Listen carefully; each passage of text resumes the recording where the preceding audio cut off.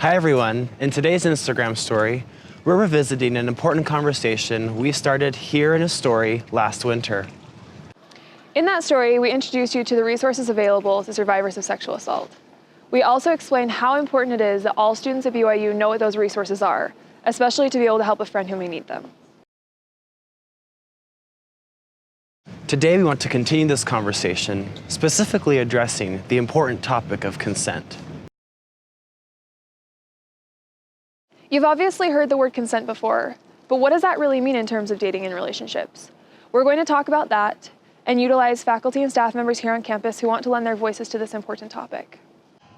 Whether you're on a first date, in a new relationship, or in a long-term relationship, consent is important to understand and honor. The driving purpose behind consent is making sure both persons feel comfortable with what's happening. Both individuals should be able to openly talk about and agree with what kind of physical activity they want to engage in. Whether it's holding hands, kissing, touching, or anything else, it's vitally important to talk about what's comfortable for both persons. There is nothing romantic about making someone else uncomfortable or in trampling on their right to choose.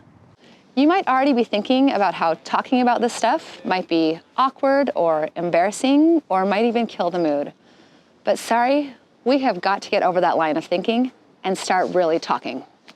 Part of my research here at BYU looks at how women are portrayed in media and how that might influence behavior in romantic relationships. Hollywood rarely sends appropriate messages about consent. In fact, in the average romantic comedy, consent doesn't even make an appearance. So stick with us, and we'll show you why consent is so important and worth talking about.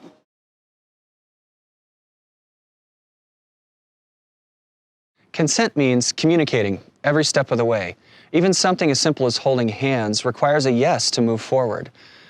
Just because someone doesn't say no or doesn't protest in any way doesn't mean that consent has been given. Consent should never be implied, and it's not assumed. It's important to be open in our communication about this and to be more deliberate about consent in our relationships. We're hoping to shift the conversation about consent away from one person saying no and more about partnerships working together and discussing what they do want as opposed to one person saying what they don't. If you find yourself in a relationship where these broader elements of consent haven't been discussed or may not be implemented, we encourage you to have a conversation with your partner as soon as possible.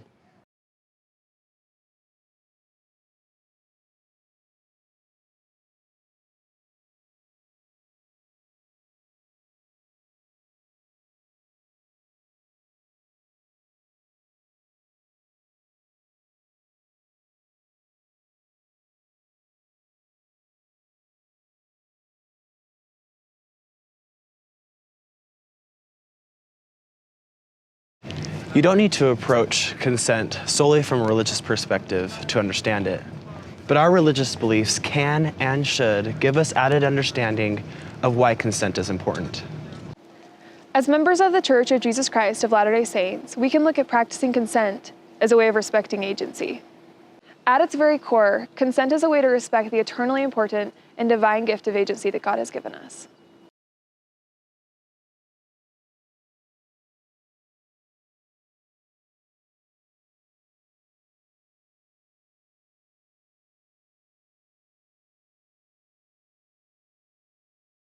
We hope today's conversation has been helpful in better understanding consent and why it's so important.